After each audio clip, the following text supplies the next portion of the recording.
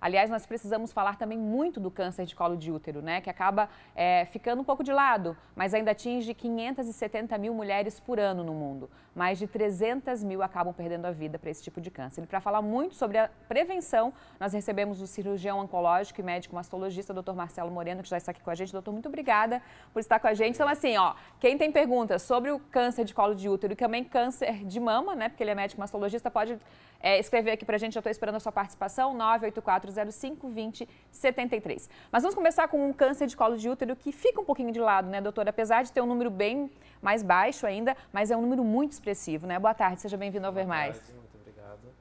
Exato. No Brasil, na verdade, o câncer de colo uterino ainda representa uma parcela bastante grande, né, dos casos oncológicos no sexo feminino. E, felizmente, é um dos cânceres mais preveníveis, né, justamente pelo fato da realização do citopatológico, né, do preventivo, né, o conhecido preventivo do colo do útero, e que é a maneira mais eficaz, né, de prevenção secundária desse tipo de neoplasia. Felizmente, nós vivemos numa cidade que possui, né, um serviço público estruturado, né, muito bem estruturado, que atende a população, mas também precisa, né, da pessoa fazer o papel dela, né? Então, o mês de outubro ele serve para isso, né? Tanto para a questão da prevenção do câncer de mama, quanto também para lembrar da prevenção do câncer de colo uterino. Doutor, você chega a atender já quando a pessoa já está doente, principalmente na parte da oncologia, né? Sim, exato. Mas a gente pode falar de prevenção e eu queria te perguntar se no meio de vocês ali, né, dos médicos, porque a gente falou, quando a gente falou de câncer de mama, que surgiu o movimento rosa, né? Que 75% tinha caído o número de mulheres que procuravam fazer os exames preventivos, né? E isso foi perceptível também em relação, claro, né, que o preventivo já aborda tudo isso. E é muito grave, né? Por causa dessa pandemia, as pessoas acabaram de se cuidar no geral, né? Ficaram focadas aí no coronavírus e acabaram deixando de se cuidar. Sim, isso em várias áreas da medicina, né? Na cardiologia também aconteceu isso, caso de infarto, na neurologia, caso de AVC. E na oncologia a gente notou bastante as pessoas, obviamente pela preocupação, né, em relação ao Covid, deixaram de procurar o auxílio médico por algum sintoma, né? E agora, com a questão da pandemia estar estabilizando, de ter um platô, né, dos casos de infecção e casos de morte, começa a ver a procura, né? E aí a gente percebe pelo início dos sintomas que de fato houve essa demora, né, esse delay em relação ao diagnóstico por causa dessa preocupação em relação ao Covid. Então, também tem isso. Eu acredito assim que se no caso as mulheres possuem algum tipo de sintoma, né, tanto relacionado ao caso de colo uterino ou de mama, que tome os cuidados, né, que hoje se sabe que todos os cuidados necessários para a prevenção, todos os serviços médicos obviamente seguem esses cuidados, né, e procure então auxílio médico. Quais são os principais sintomas no câncer de colo de útero? O câncer de colo uterino possui essa especificidade. Ele costuma dar sintoma quando ele tem já a origem dele, né, desde que ele surgiu, já se deu um bom tempo. Então, geralmente o diagnóstico já é tardio, quando começa a ter dor, né, principalmente dor na relação sexual ou sangramento na relação sexual, porque nas primeiras fases do câncer ele costuma ser assintomático, né? Então esse é um problema, mas que pode ser reduzido justamente pela realização do preventivo, né? Se a mulher estabelece uma data anual para fazer o exame ginecológico, né, com o seu ginecologista, e com isso se consegue fazer o diagnóstico de uma forma precoce. Tem umas perguntas aqui, ó.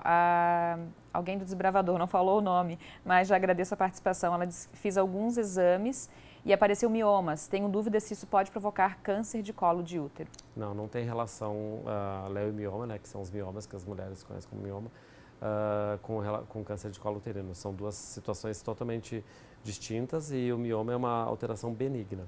Alguma outra patologia né, que apareça nas mulheres, nesses exames que as mulheres têm que ficar mais atentas para depois buscar?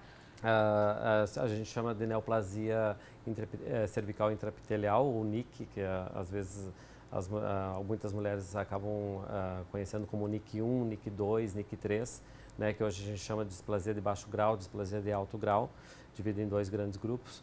E então, quando ocorrem essas alterações, quando há a descrição dessas alterações no exame preventivo, aí, obviamente, o médico vai alertar. Então, também é uma coisa, até aproveitando essa dúvida, não basta ir realizar o exame preventivo com o médico, mas tem que pegar o resultado e mostrar para o médico, né? Então tem que fechar todo o ciclo, né, dessa consulta de prevenção. Mas aí quando você cita assim, né, esses tipos todos, mas aí fazendo esse acompanhamento, o médico vai dizer, volta daqui a quanto tempo. O importante é fazer o acompanhamento, não precisa entender muito o que diz ali, o médico vai nos ajudar, né? A questão é que a gente vê casos de câncer que uma paciente ela realizou o preventivo e não foi buscar o resultado, né? Então era uma lesão pré-maligna.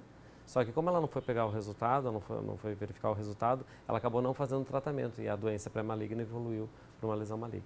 Tem um recadinho legal aqui, não é uma pergunta. O nome dela é Nardete. Manda um grande beijo para o Dr. Marcelo. Ele fez uma cirurgia de câncer de útero na minha mãe, eu acho que ela quis dizer. O nome dela é Dorilde. Foi a primeira cirurgia grande que ele fez em Chapecó. Já faz algum tempinho, né, que o doutor disse que já está bastante tempo aqui em Chapecó. Mas é tão legal a gente receber esse carinho dessas pessoas que se sentem gratas, né? A Virgínia de Maravilha, que bom que a gente tem pessoal de Maravilha também, abraço para todos. Ela perguntou sobre o preventivo, disse que tem uma dúvida. Quem fez cirurgia de retirada de útero e mantém os ovários, precisa fazer o Papa Nicolau? E aí, doutor? Sim, depende muito da idade da paciente, mas eu vou responder de modo geral, tá? Se recomenda a continuar a fazer o preventivo a cada 2 anos, porque se faz na cúpula vaginal, né? Porque o epitélio da cavidade vaginal, ele se assemelha também com essa parte do colo do útero que pode acontecer o câncer de útero, né? E então se recomenda continuar o citopatológico, sim. Tem uma outra pessoa participando, não se identificou. Ela falou, Elioda, eu acho que é o nome dela. Ela disse assim, minha filha tem muito sangramento e muita dor. Pode ser câncer porque teve médico que disse que ela tem endometriose. Mas ela ficou preocupada, né? Como mãe, se pode ser câncer ou se tem a ver alguma coisa com isso ou não. Obrigada pela participação. Se ela realizou exames de imagem que confirmaram que é endometriose, a endometriose não tem relação com câncer de colo uterino, então ela poderia ficar tranquila. Claro que a endometriose tem toda uma sequência de tratamento que ela vai ver com o ginecologista dela, né? Mas não existe também, assim como a miomatose, não existe relação da endometriose com câncer de colo uterino. Vamos fazer a nossa sequência, então, sobre câncer de colo de útero. Para começar, né? Vamos fazer todos os passos da prevenção até chegar ao tratamento, né? No caso de for identificado alguma coisa. Qual o primeiro passo? Fazer os exames anualmente, é isso, doutor? Isso. Também agora nós temos, nos últimos anos, né, tem à disposição a vacina, né, do anti-HPV, porque a causa do câncer do colo uterino é viral, né, é uma infecção viral que coloniza as células, ocorrem mutações no genoma das células e se procede toda a carcinogênese, né. Então, vacinando preventivamente as meninas, né, antes de ter contato sexual, então, se consegue fazer uma maneira de prevenção primária. Ainda não se tem os resultados, porque é recente, né? Não há muitos anos que aconteceu as primeiras vacinações, né, da população, mas acredito que vai mudar muito essa história, esse número que você descreveu no início da entrevista.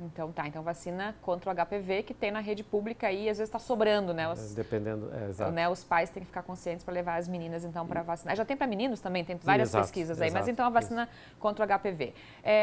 Depois, doutora, assim, como você já citou para a gente que não tem muito sintoma, né? Então, faz os exames, se for identificado qualquer coisa, é muito mais fácil de tratar. Isso é importante a gente dizer também, Exato, né? Porque daí as lesões de risco que a gente denomina, que foi aquelas lesões que eu citei antes, elas podem ser tratadas. Então, se existe uma lesão de risco que possa evoluir para um câncer de colo uterino e você tratar ela antes dessa evolução, aí você consegue um tratamento precoce, né, de uma lesão microinvasiva, por exemplo, ou uma lesão in situ. E aí não a progressão e nem todas as sequelas de um tratamento, né, agressivo de um câncer. No geral, como é que é o tratamento para o câncer de colo de útero? Então, ele depende muito do estágio da doença, né? Vai desde cirurgia exclusiva, como cirurgia associada à radioterapia e quimioterapia, ou só radioterapia e quimioterapia. Então, depende muito da extensão da doença, né? Quando se faz o diagnóstico de câncer, então se faz o estadiamento dessa doença para verificar a extensão que a doença está e a partir disso, então, se propõe o tratamento. Por isso que é importante a gente fazer o diagnóstico precoce, né, Exato. doutor? Porque daí Quanto mais precoce, menor vai ser o tamanho, né, vamos dizer assim, da cirurgia, ou a extensão da cirurgia, ou a necessidade ou não de quimio ou radioterapia. E maiores as chances de cura, né, doutor? Exato. Doutor Marcelo Moreno, muito obrigada, né? Obrigado. O doutor Marcelo cheio de compromissos aí, coordenador de curso, né? Atua como mastologista, como oncologista, vários pacientes. Muito obrigada por ter vindo, fique sempre à vontade aqui na nossa casa.